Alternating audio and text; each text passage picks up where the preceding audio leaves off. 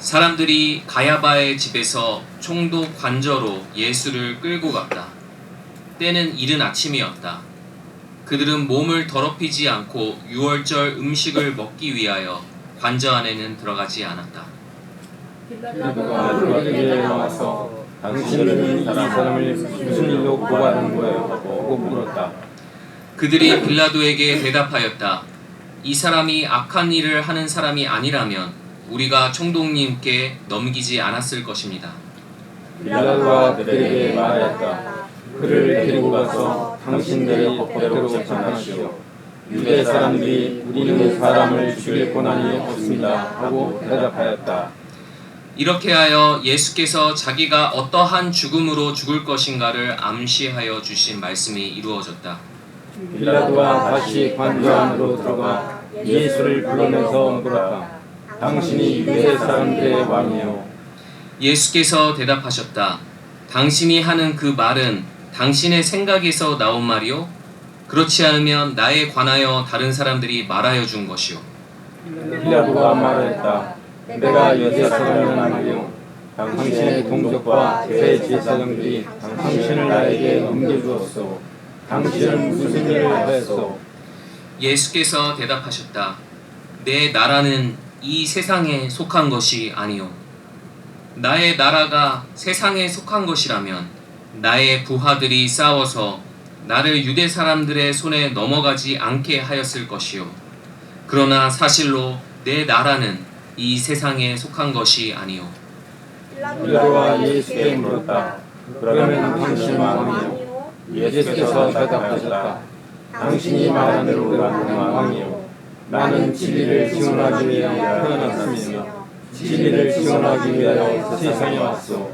진리에 속한 사람은 누구나 내가 하는 말을 듣소. 다 함께 빌라도가 예수께 진리가 무엇이오 하고 물었다. 안녕하십니까? 안녕하세요. 네, 무더운 여름에 또 주일날 이렇게 아름다운 주님의 동산교회에 모여서 함께 예배 드리게 된 것을 또 기쁘고 감사하게 생각합니다. 지난 한 주간도 편안하셨는지요? 편안하기를 바라는 우리의 바람과 달리 우리 개개인의 내밀한 삶, 저와 여러분의 이런 남들이 알지 못하는 또 속 사정들이 있지 않겠습니까? 그런 내밀한 삶뿐만 아니라 전 지구적인 상황도 평안과 거리가 점점 멀어지고 있는 게 아닌가 싶습니다. 대선 전에 미국 대통령의 후원 장담과 달리 러시아, 우크라이나 전쟁, 그리고 이스라엘과 하마스의 전쟁 멈출 기미가 보이질 않고 있습니다. 될 듯 될 듯 하면서도 안 되고 있죠. 왜 그렇습니까? 계속 권력자들이 계산기를 두드리고 있기 때문입니다. 어떤 게 우리에게 이익이 될지를 생각하면서 이 전쟁의 상황이 길어지고 있고 그 가운데서 어린아이들, 여성들 불문하고 포탄 속에 몸이 찢겨나가고 집이 삶의 터전이 붕괴되는 그런 일들이 지속되고 있습니다. 어디서든지 전쟁이 발발할 수 있다는 위기감이 전 세계 안에 팽배해 가고 있습니다. 저는 오늘 이 설교 본문을 통해서 우리가 함께 이렇게 불안정한 이 정세 안에서 그리스도인이 어떤 시각을 가지고 지금의 현 상황에 대한 판단을 해야 하는가에 대해서 우리가 함께 생각을 해보고자 합니다. 우리에게 어떤 그리스도인으로서의 정체성이 있다면 이 상황을 판단하는 자기의 기준이 있어야겠죠. 그 기준을 우리의 주님이신 예수 그리스도에게서부터 그 기준을 찾고 그런 판단 기준을 가지고 지금 불안정하게 돌아가고 있는 이 세상에 대해서 우리가 어떤 시각으로 이것들을 판단하고 여기에 대해서 우리가 어떤 태도를 취해야 하는가에 대해서 한번 생각해 보고자 하는 것입니다. 비극이 일상이 되어버린 나라들의 이런 고통스러운 영상들, TV로 지나가듯이 이렇게 뉴스 때 보이지 않습니까? 혹은 유튜브를 보시는 분들은 유튜브에서 쇼츠나 짧은 영상이죠. 아니면 유튜브에서 좀 다소 긴 영상들을 통해서 그 전쟁을 통해서 지금 붕괴되고 있는 그 참상을, 그 정보를 조금씩 얻기도 합니다. 그런데 이런 영상을 통해서 이런 것들을 보고 지나가면서 그곳의 고통에 반응하는 우리의 감정이 점점 무뎌지고 있는 것은 아닌가 하는 그런 반성도 해보게 됩니다. 여러분, 한강 작가, 얼마 전에 노벨상 받은 한강 작가가 세상은 고통으로 가득하고 그러면서 세상은 왜 이리도 아름다운가 라고 적었다고 하죠. 유명한 말 아닙니까? 그런데 이 순서를 바꾸면 최근 세상을 바라보는 우리의 씁쓸한 감상을 그대로 보여주는 문구가 되기도 합니다. 세상은 이토록 아름다우면서 또 왜 이리도 고통스러운가? 이게 지금 우리가 이 세상을 바라보는 우리의 감상이라고 할 수 있겠습니다. 생각해보면 우리 한 사람 한 사람 각각의 평안을 위해서 그리 큰 것, 많은 것들이 필요한 게 아닌데 서로 평화롭게 사는 게 왜 그렇게 어려운지 모르겠습니다. 우리는 그저 끼니를 이을 먹을거리와 우리의 에너지를 흘려보내서 창조와 생산 그리고 봉사에 동참하는 그런 기쁨을 누릴 수 있는 일거리가 있어야 삶의 의미가 있죠. 그리고 만나면 환하게 웃어주는 사람들, 편안한 저녁 시간, 뒤를 잇는 기분 좋은 피로와 그리고 잠. 그 정도가 아닐까요? 얼마나 더 큰 것이 우리에게 우리의 평안을 위해서 필요하겠습니까? 그런데 왜 이토록 서로를 잡아먹지 못해 온갖 명분을 다 끌어다 갖다 붙이면서 상대를 파괴하지 못해 안달나 있는 걸까요? 전 세계가 그렇게 안달을 하고 있습니다. 내 안전을 확보하고 평안을 누리며 살기 위해선 좀 더 많은 것이 필요하다라고 생각하는 우리의 과욕이 오히려 평안을 갉아먹는 건 아닌지 모르겠습니다. 자원전쟁, 이게 이제 그 세계 분쟁 중에 큰 것들이 아주 자원전쟁 아니겠습니까? 하마스가 이스라엘을 공격하고 하는 것도 장벽을 둘러치고 거기에 들어가는 이런 그 생필품 물자와 그리고 특별히 이 식수 문제, 제가 이걸 올해 한 몇 년 전에 그 다큐멘터리를 봤는데 이 물 자원을 확보하기 위한 이스라엘의 이 차단이 그 안에 있는 사람들에게 굉장한 고통을 주거든요. 수자원이 끊기는 거예요. 왜 그렇습니까? 자기들이 샤워하고 세차해야 할 물들을 확보하기 위해서 절대적으로 필요한 물 공급을 굉장히 조절하고 있기 때문에 견딜 수가 없는 거죠. 이런 것들이 뒤에서 하나하나 불거져서 결국에 이렇게 사람들을 죽고 죽이는 전쟁까지 이것이 확산돼 가고 있는 것입니다. 좀 더 나의 생활을 안락하게 하고 좀 더 많은 것이 필요하다라고 하는 이런 과욕이 오히려 우리의 평안을 갉아먹은 건 아닌지 모르겠습니다. 그래서 어쩌면 우리의 평안을 망치는 것들이 밖에 있는 것이 아니라 사실은 우리 안에서부터 나온다라고 하는 이 역설의 직면에서 사는 것이 우리 인생의 실체 가운데 하나가 아닌가, 이렇게 생각을 하게 되는 것입니다. 나와 우리의 평안을 위한 노력과 투쟁은 그대로 외부 세계와의 갈등으로 이어집니다. 모든 일이 나와 똑같은 생각으로 내 평안과 안전을 담보하기 위해서 더 많은 것들이 필요하다라고 하는 이 강박에 몰려서 각축장으로 나오게 되면 다른 이들과 피할 수 없는 경쟁에 휘말리게 되는 것입니다. 이 자본주의 시장이 하고 있는 일들, 광고를 통해서 우리에게 내가 이전까지 갖지 않았던 욕망들을 새로 불러일으키는 방식으로 더 많은 물자 전쟁을 하게 만들고 그 물자를 조달하기 위한 자원전쟁으로 이어지고 그 자원전쟁을 통해서 이것이 실제 나중에 국가 간의 민족 간의 그리고 공동체 간의 다툼과 분쟁으로 확산되게 만드는 그런 일들이 벌어지고 있는 것입니다.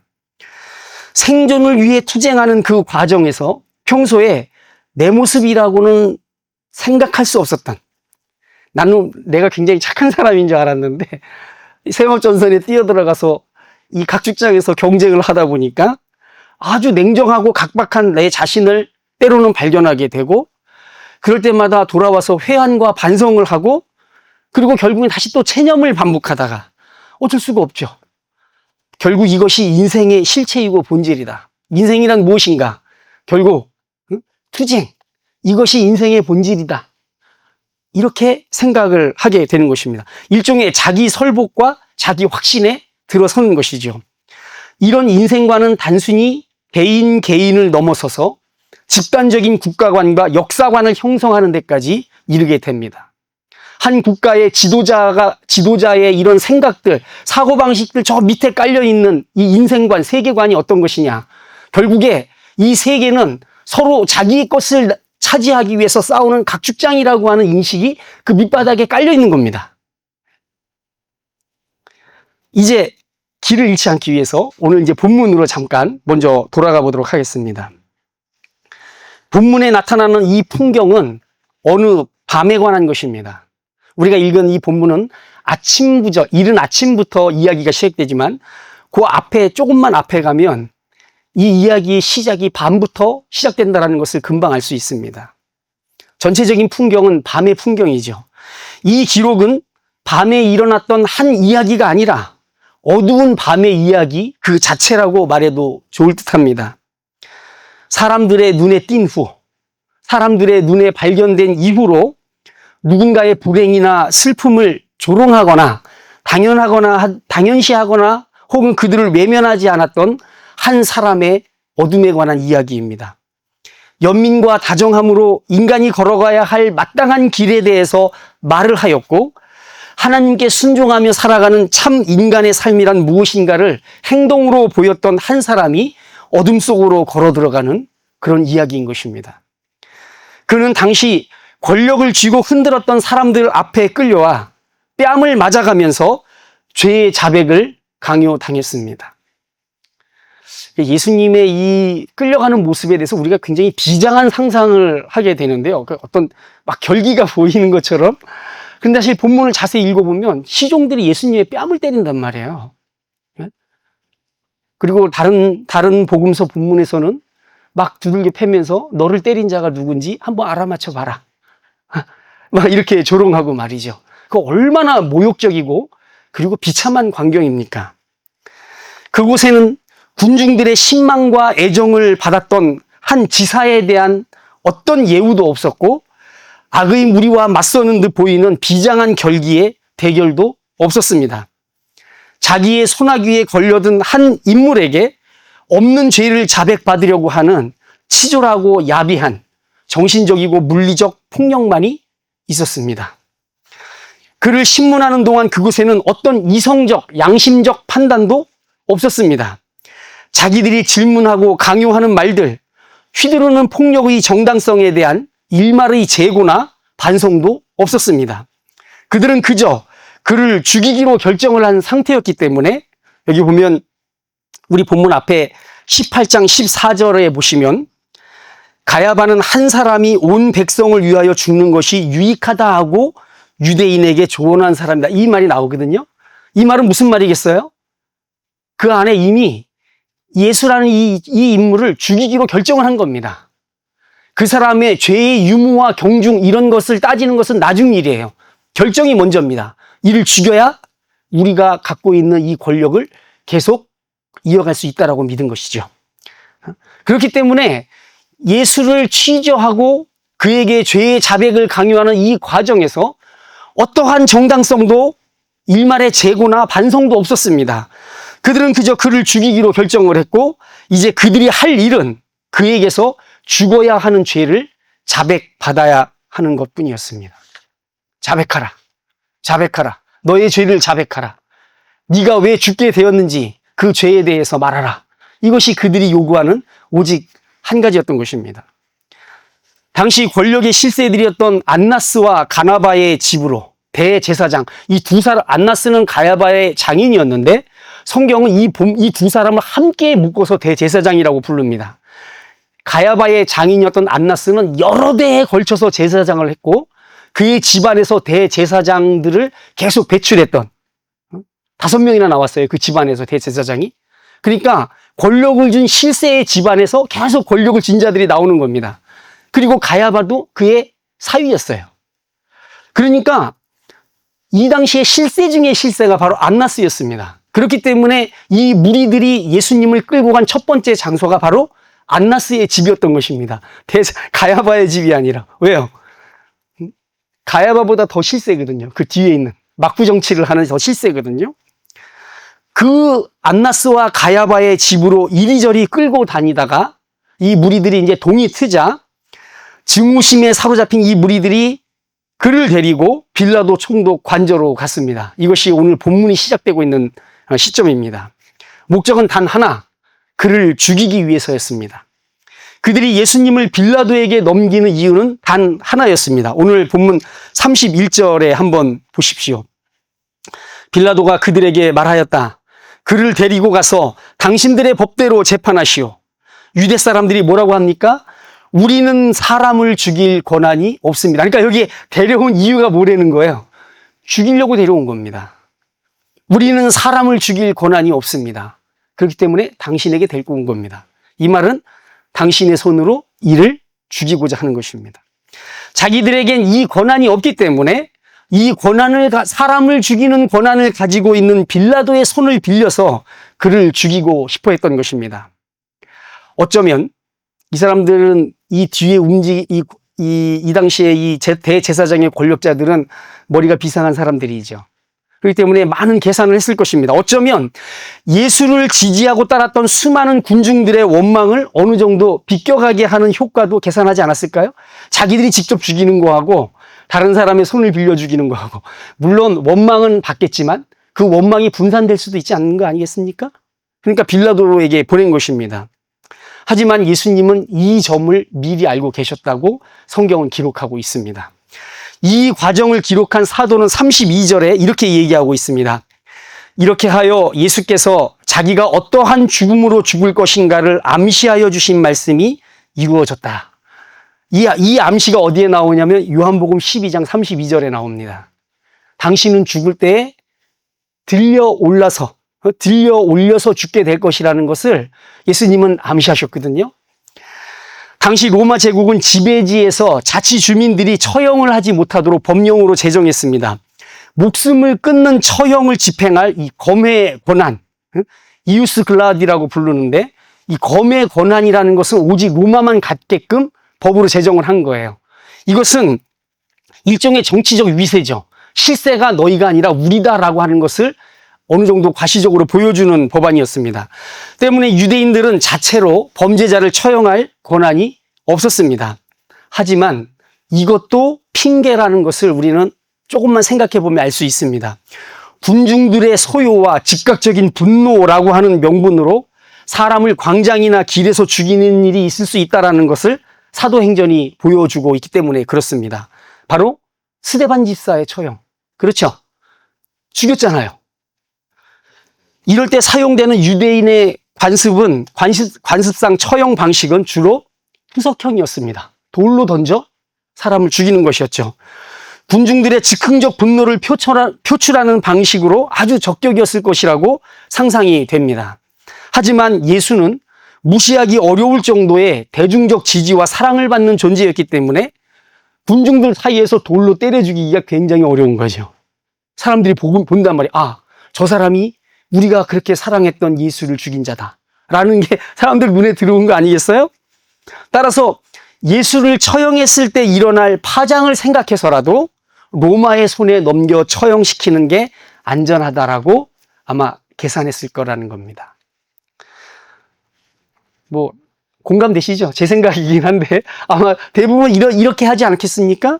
하지만 예수님은 당신의 죽음이 땅에서 들려 올라가는 죽음이 될 거라는 것을 암시하는 말씀을 이미 말씀하셨던 것입니다. 요한복음 12장 32절, 33절에 이 부분이 나오는 거죠. 자기는 돌에 맞아 죽는 게 아니라 들려 올라서 죽게 될 것이다. 그리고 다른 본문에서 마치 모세가 광야에서 뱀을 든 것처럼 인자도 들려야 하리니라는 표현도 있죠.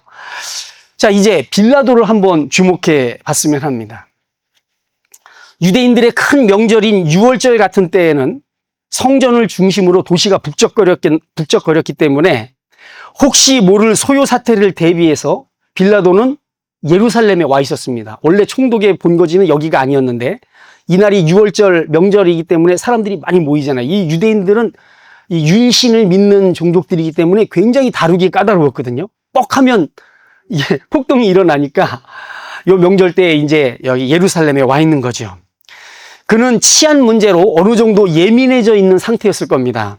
그런데 동이 트자마자 일단의 무리들이 관저 앞으로 몰려와서 누군가를 자기 손에 넘기겠다고 요구하는 거죠. 그 무리들은 자기들이 끌고 온 사람을 대신 죽여달라고 요청하고 있는 겁니다. 그 무리들은 자기들이 잡아온 자가 어떤 자냐면 악한 일을 하는 자. 여기 30절에 나와요. 이 사람이 악한 일을 하는 사람이 아니라면 우리가 총독에게 넘기지 않았을 것입니다. 그러니까 이 무리들이 예수를 데리고 와서 하는 말이 이 사람이 악한 일을 하는 자라고 빌라도에게 고발을 했습니다. 그러면 여기서 말하는 이 악한 일은 궁극적으로 어떤 일이냐? 예수가 살인이나 강도나 인신매매나 이런 걸 한 사람이 아니잖아요. 그죠? 그럼 여기서 나오는 이 악한 일, 로마가 처형에 해당할 만큼 악한 일을 한 거라면 어떤 일이 있겠습니까? 당연하죠. 그것은 여기서 말하는 이 악한 일은 궁극적으로 로마에 저항하는 자, 로마 제국에 도전하는 자, 황제에게 저항하는 자라는 뜻이 바로 여기서 말하는 악한 일을 하는 자라는 그런 뜻으로 한 말일 것입니다. 그러니 로마의 관료인 빌라도로서는 황제와 제국에 저항하는 반란자를 처단하지 않게 되면 역으로 자신이 로마와 황제를 배반하는 반역죄를 저지르게 되는 거죠. 예수라는 인물을 끌고 온 무리들은 이 점을 파고들어서 빌라도를 압박하고 있는 것입니다. 하지만 이 본문을 읽다 보면 일을 진행하는 데 있어서 이제 이 재판 절차를 진행하는 데 있어서 이게 아주 빌라도가 주저하는 모습을 보이고 있다라는 걸 우리가 눈치채게 됩니다. 왜 그렇습니까? 빌라도는 단순한 사람이 아니기 때문에 그러죠. 흐리멍텅한 고지식한 관료가 아닌 것입니다. 로마의 총독 정도 자리에 오르려면 이 권력의 생리, 그리고 인간은 어떤 존재인가에 대해서 무수하게 경험적으로 알고 있는 사람입니다. 성경이 아닌 다른 기록들을 보면 그는 원래 자기 일에 있어서 우직할 정도로 과단성 있게 판단하고 밀어붙이는 유형의 인물로 정평이 나 있었습니다. 다른 고문서들에서 빌라도에 관한 기록들이 좀 있잖아요. 소요가 일어날 것을 예상하고 자기 부하들을 민간인 복장으로 군중 속에 섞여 있도록 만들었다가 소요가 시작되자마자 그 병사들이 옆에 있는 시민들을 그 자리에서 칼로 찔러 죽여서 그 소요를 진압하는 게 그의 스타일이었습니다. 그런데 자기를 로마에 저항하는 반역자를 방면한 관리라고 황제에게 누군가가 투서를 하게 된다면 정말 골치 아픈 일이 될 수 있는 거죠. 하지만 빌라도는 이 예수라는 인물을 끌고 온 이 무리들의 정치적인 수사, 말 화법 있잖아요. 그 사람들이 하는 말의 화법들, 그리고 그 정치적 의도에 대해서 훤히 꿰고 있는 사람이었을 겁니다. 빌라도는 말하자면 그 분야에서는 그들 머리 꼭대기 위에 앉아 있는 사람인 거죠. 말하고 의도하고 그 사이의 간격을 훤히 볼 줄 아는 사람이 바로 빌라도였던 것입니다. 그 무리들, 그리고 그 뒤에서 그 무리들을 조종하고 있는 어떤 손들, 이것을 그는 어렵지 않게 간파했을 것입니다. 다른 복음서에 그게 나와요. 유대의 지도자들이 시기 때문에 예수를 넘겨준 것이라고 빌라도는 간파한 겁니다. 그러고 보면 이 아침에 예수라는 인물이 여기에 끌려온 진짜 이유를 눈치채는 건 일도 아니었습니다. 권력을 탐하는 자들이 쉽게 사로잡히는 시기와 질투, 그리고 그것이 형태를 드러내는 증오심, 그리고 군중을 앞뒤 안 가리는 맹목적 인간들로 만드는 타락한 종교, 이것들이 모두 결합해서 예수라는 인물을 지금 자기 앞으로 끌고 온 것이라는 걸 빌라도는 알아챘을 것이라는 것입니다. 그는 예수라는 인물을 자기 손으로 해치고 싶지 않았습니다. 자기가 이토록 추하고 더러운 체스판 위에 말이 되는 게 싫었을 수도 있죠. 이것들이 나를 사용해서 이 더러운 판에 끼어들게끔 나를 끌어들이고 있구나라는 걸 아니까 말이죠. 저들은 거룩한 절기에 이방인이 머무는 곳에 들어가는 걸 더럽게 여기는 종교적 전통 때문에 관저 안으로 들어오려고 하지 않는 자들이었습니다. 이게 본문에 나오죠. 여기 28절에 몸을 더럽히지 않고 유월절 음식을 먹으려고 하는 자들. 왜요? 이방인이 거처에 들어가는 것은 몸을 더럽히는 것이라고 그들의 전통 안에 있기 때문에 그렇습니다. 근데 이게 들어오질 않는 거예요. 그러니까 이것은 어떤 것입니까? 자기들의 신앙적 고결함을 지키겠다고 노골적으로 로마의 총독을 대놓고 모욕하는 자들인 것입니다. 그만큼 종교적인 우월의식이 강한 인종들인 거죠. 그런데 빌라도가 보기에 그토록 신앙적 정결의 열심인 자들이 하는 짓거리가 너무 더럽고 추해서 정남이가 떨어질 지경이었을 겁니다. 야, 하나님 앞에 정결하겠다고 하는 자들이 하는 짓거리가, 예? 그들이 하는 말과 그들이 하는 의도가 훤히 내다보면서 오만정이 다 떨어지는 거죠. 여러분 같으면 안 그러겠습니까? 그래서인가요? 빌라도가 말합니다. 가서 그대들의 법대로 판결하라. 관여하고 싶지 않은 거예요. 가서 그대들의 법대로 판결하라. 그대들이 신의 뜻을 운운하면서 금과 옥조로 주어 섬기는 고결한 율법과 전통이 있지 않는가? 죄가 무엇이고 의가 무엇인지 판단하는 기준들을 너희들이 갖고 있지 않느냐? 그런데 왜 이 더러운 이방인인 나에게 와서 진실을 판단해 달라고, 악을 벌해 달라고 이 아침에 나를 괴롭히는가? 빌라도가 말하는 거죠. 하지만 무리들은 이 죄의 유무를 이미 죄의 유무를 판단하기 이전부터 예수를 죽이기로 결정을 내린 자들, 혹은 그런 사주를 받은 인간들이었습니다. 자기들이 붙은 이 권력이 살아남아야 자기들도 거기서부터 떨어지는 떡고물을 누리면서 살고 있기 때문에 이 예수가 자기들이 붙은 이 권력에 해를 끼치는 자였기 때문에, 그러니 오늘 이 예수는 반드시 죽어야 했습니다. 그래야 나와 우리 가족 이것들이 안전하게 살 수 있으니까요. 때문에 그들은 끈덕지게 빌라도를 압박했고, 빌라도는 불쾌한 심정으로 돌아와서 예수라는 인물을 직접 알아보려고 합니다. 그는 단도직입적으로 예수님께 물어보죠. 그대가 유대인들의 왕이요? 제 생각에 이 질문은 예수님을 포함해서 이 아침에 소란을 떠는 모든 유대인들에 대한 경멸의 감정이 이 질문에 섞여 있지 않은가, 그렇게 생각을 해봤습니다. 기록되진 않았지만 아마도 고발자들, 여기 지금 예수를 끌고 와서 고발하는 이 고발자들이 예수가 유대인의 왕을 참칭한다, 이렇게 아마 고발했던 것 같습니다. 나중에 다른 성경 복음서에서 말하잖아요. 우리에게 왕은 한 명밖에 없다. 오직 가이사, 로마의 황제만이 우리의 왕이라고 막 군중들이 외친단 말입니다. 그런데 그런 땅에서 유대인의 왕이라고 이자가 자기를 참칭하고 다녔다라고 고발을 했던 것이죠. 그러면 빌라도 입장에서는 두 가지 결론밖에 안 나는 상황입니다. 한번 보십시오. 자기가 왕이라고 떠들고 다니는 이 예수가 미쳤거나, 아니면 진짜 자기들의 왕을 고발하는 이 무리들이 미쳤거나, 둘 중에 하나인 거죠. 그러니 이 상황에서 빌라도가 어떻게 경멸을 하지 않을 수가 있겠습니까? 자기는 관여하고 싶지 않은 거예요. 진리가 무엇이오? 라고 빌라도가 마지막에 예수님께 물었어요. 진리가 무엇이오? 이 마지막 질문은 빌라도의 이런 감정을 가장 선명하게 반영하는 게 아닌가 싶습니다. 이 고발자 무리들은 너무 세속적이고 천박한 권력에 휘둘리는 맹목적인 무리들이었습니다. 예수라고 하는 인물은 자신이 왕이 맞으며 자신의 나라는 이 세상에 속하지 않았다라고 하는, 빌라도, 이 로마 제국에서 굴러먹던 빌라도라고 하는 인물로서는 납득하기도, 그리고 받아들일 수도 없는 말을 하는 그런 자였습니다. 그가 보기에 이 무리들과 예수는 모두 자신이 진리에 속해 있다라고 말하는 이들이었죠. 때문에 저는 개인적으로 이 질문에 담긴 빌라도의 감정이 조롱을 넘어서서 염증에 가까운 게 아니었을까, 이렇게 생각을 해보는 것입니다. 진리가 뭐예요? 진리에 대해서 말하는 당신 유대인들이 바로 당신을 끌고 여기에 앉았어요. 빌라도가 예수를 어떻게 생각했든지 간에 한 가지는 분명했습니다.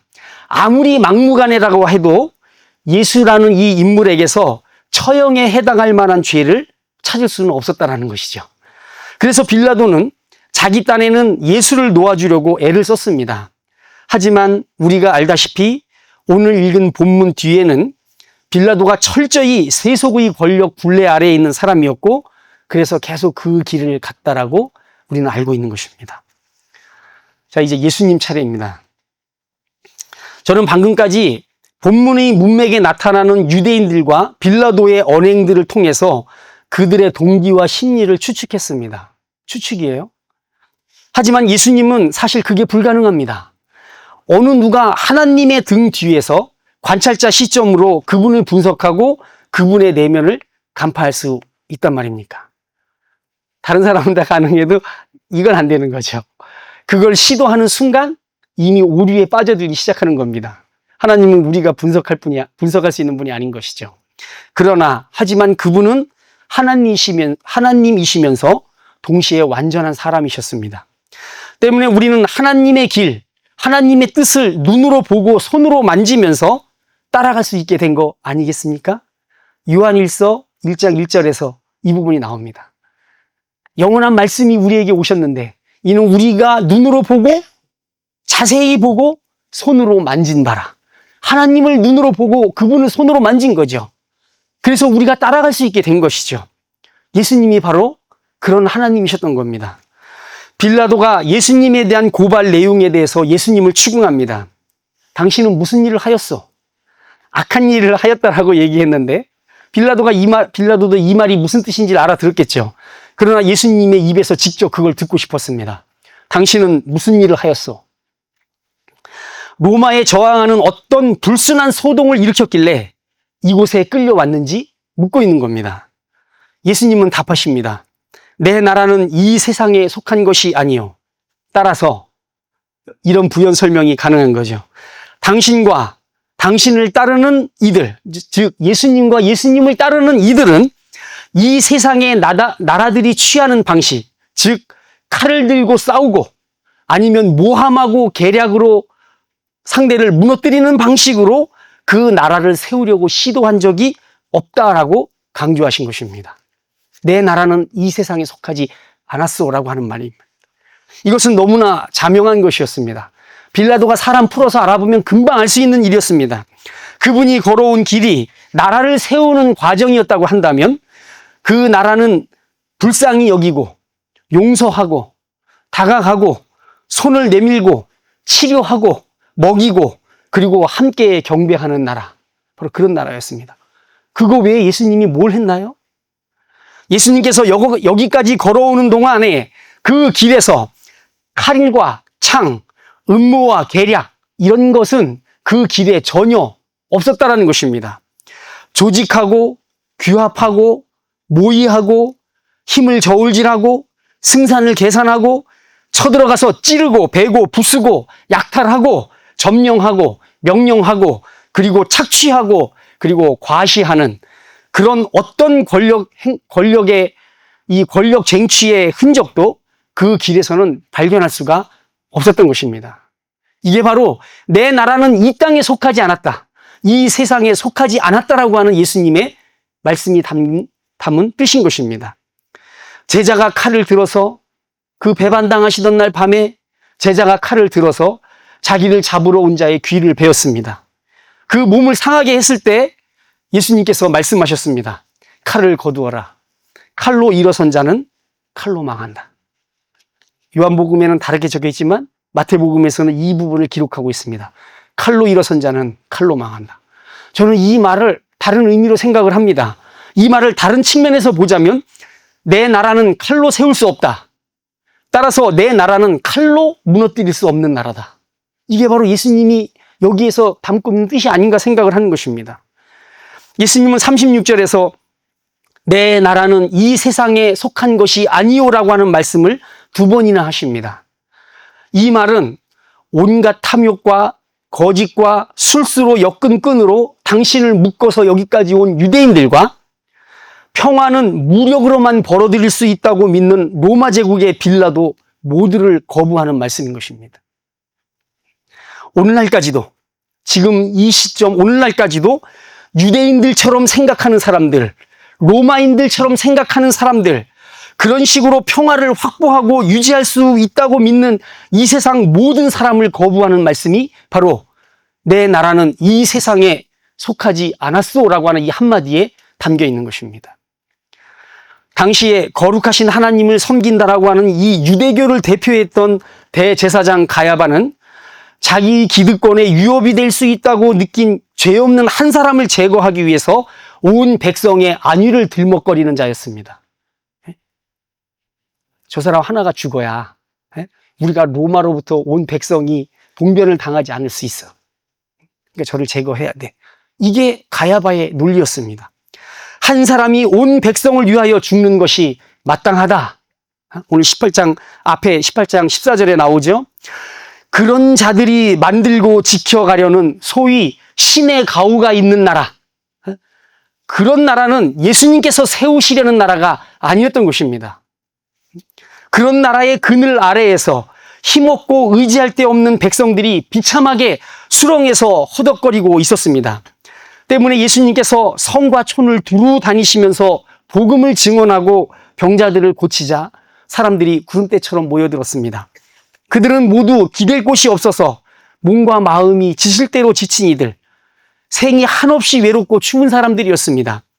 예수님은 그들을 목자 없이 떠도는 양처럼 보셨고 그리고 창자가 끊어지는 듯 괴로웠습니다. 오늘 아침에도 아침에 예배의 문을 열면서 예레미야서의 그 말씀을 낭송하지 않았습니까? 거기에 창자가 끊어진다라는 말이 있는 거죠. 예수님께서 그들을 보고 민망히 여기셨다. 창자가 끊어지는 아픔으로 그들을 보셨다고 말하는 것입니다. 당시 이스라엘을 실제로 지배하고 있었던 유대교와 로마 제국 모두 하나님이 지으신 그 고귀한 생명들을 돌보고 북돋아 주는 데에는 아무 관심을 기울이지 않았던 것입니다. 종교도 정치도 생명과 평안에는 관심이 없는 세상이었던 것입니다. 유대교를 중심으로 지탱되고 있었던 이 식민지 이스라엘의 구조는 자기들의 권력을 유지하기 위해서 온갖 더러운 음모와 술수를 아무렇지도 않게 전개하는 자들이 만들어가는 그런 세상이었습니다. 로마가 실제로 지배하고 있었던 영역에서는 칼과 창으로 정복하고 진압하면서 무수한 피 위에 평화의 탑, 황제의 공적비를 세우는 그런 자들의 나라가 바로 이 세상이었던 것입니다. 그런 자들은 믿음을 갖고 있었습니다. 어떤 믿음이에요?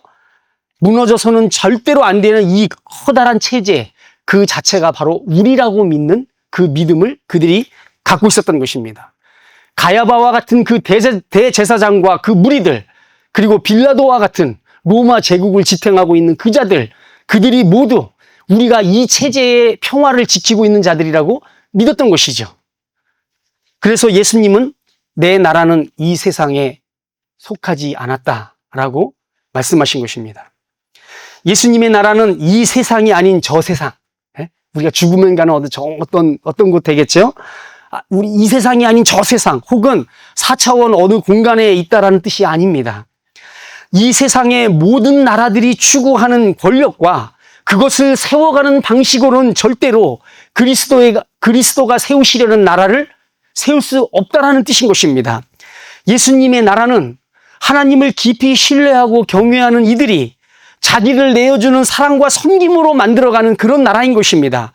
그리고 그런 사람들이 이 세상에 태어나게 만드는 일, 그 일은 오직 예수님만이 하실 수 있는 그런 일이었던 것입니다.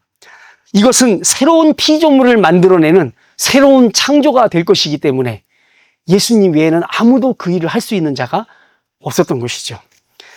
하나님의 이름을 입에 담는 유대교, 하나님을 조롱하는 로마 제국, 양쪽 모두가 다 절대로 만들 수 없는 나라, 유대교와 로마의 합작으로 지금 무릎 꿇고 앉아있는 예수에 의해서 바로 그 나라가 막 일어서려고 하고 있는 것입니다.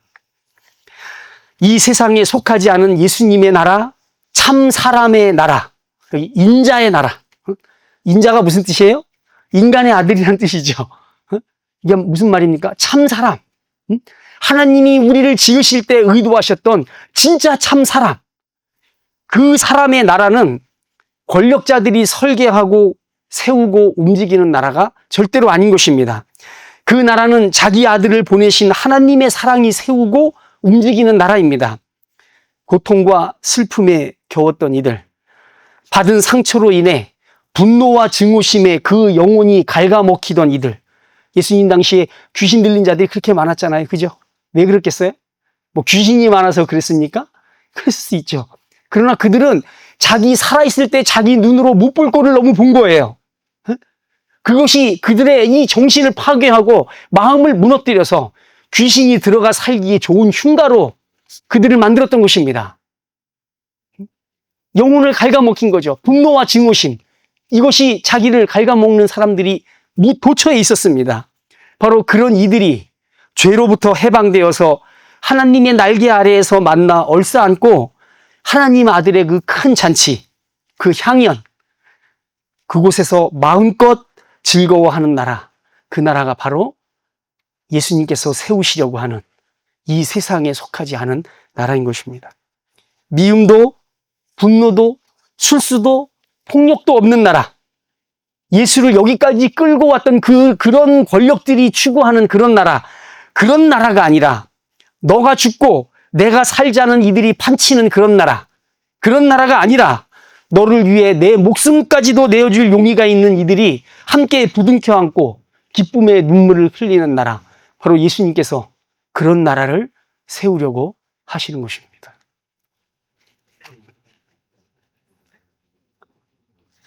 이제 예배 끝나면 하덕규 목사님의 좋은 나라라는 그 음악을 우리 사모님이 연주해 주실 겁니다. 당신과 내가 좋은 나라에서 그곳에서 다시 만난다면, 이거 아시죠? 예? 모르세요?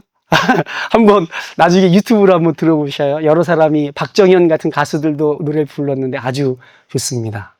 하덕규 목사님 참 시인 맞으세요. 시인과 천장 때 그거 만들었는데, 예, 바로 그런 나라를 예수님이 만드시려고 하는 겁니다. 2025년 현재 모든 나라들이 총구를 닫고 칼을 갈고 있습니다. 예, 기록에 의하면 지금 이 유럽 연합 나토가 올해 국방비 예산을 9.4% 증액시켰어요. 이스라엘은 작년에 65%를 증액시켰습니다. 냉전 시대 이후 가장 높은 국방비 증액을 하고 있습니다. 중국 말할 것도 없죠. 북한 말할 것도 없습니다. 이 모든 자들 뒤에서 이것들을 조율하면서 계산기를 두드리고 있는 미국도 역시 전쟁에서 벌어들일 이익에 대해서 생각하고 있는 나라들입니다. 일본과 한반도, 남북한 빼놓을 수 없습니다. 이 모든 국가들은 종교를 끌어들여서 자기들의 국가 이데올로기들의 회치를 하려고 하고 있습니다. 전쟁을 하려면 맹목적 충성심이 필요합니다. 국민들의 지지가 필요해요. 그럴 때 가장 동원되기 쉬운 게 무엇입니까? 종교입니다. 종교. 아까 말씀드린 것처럼 과연 우리가 원할 때 샤워하고 원할 때 세차하기 위해서 저들의 식수를 끊는 게 과연 맞는가라고 의문을 가질 수 있는데, 만약에 종교로 국민들에게 동기부여를 하면 그런 거 생각하지 않는 것입니다. 그런 질문, 그런 반론을 국가에 제기하지 않는 것입니다. 그래야 국민들이 맹목적으로 자기 국가의 정책을 성찰 없이 응원하게 되니까요. 그것이 기독교가 되었건 이슬람이 되었건 어떤 것이 되었건 국가들이 다른 국가들과 분쟁을 통해서 자기 목적을 이루려고 할 때 반드시 그 국민들을 종교적 열광 속에 몰아넣게 돼 있는 것입니다. 그래서 사탄은 말이죠, 자기가 부릴 종들을 찾기 위해 열렬한 애국자들, 특히 종교심을 장착한 국수주의자들을 유심히 관찰하는 것입니다. 그들 중에서 자기 종을 골라내기 때문에 그런 것이죠. 기독교건 이슬람이건 상관없어요. 교회 열심히 다니는 집사건 장로건 목사건 상관없습니다. 그런 자들을 픽해서 자기의 종으로 쓰는 것이죠. 그리고 이 땅을 아수라로 만드는데 그들을 사용하는 것입니다. 위험한 시기가 올수록 그리스도인들은 예수님께서 십자가를 통해 세우시려고 했던 나라, 하나님을 경외하는 참 인간의 나라가 어떤 나라인지 생각해야 합니다. 뭐 이슬람 사람은 하나님의 적이니까 폭격해서 다 때려 부시고 다 찢어 죽이면 괜찮습니까? 하나님이 그걸 원하시는, 예수님이 그걸 원하시는 분 같아요? 그래서 종교를 이용하는 국가 이념들의 혼탁한 선동에 휘둘리지 말고 정치인들을 압박해서 예수님께서 가리키신 그 나라를 향해 나아가라고 권력의 채찍질을 가하는 것이 교회의 역할이고 그리스도인들의 사명인 것입니다.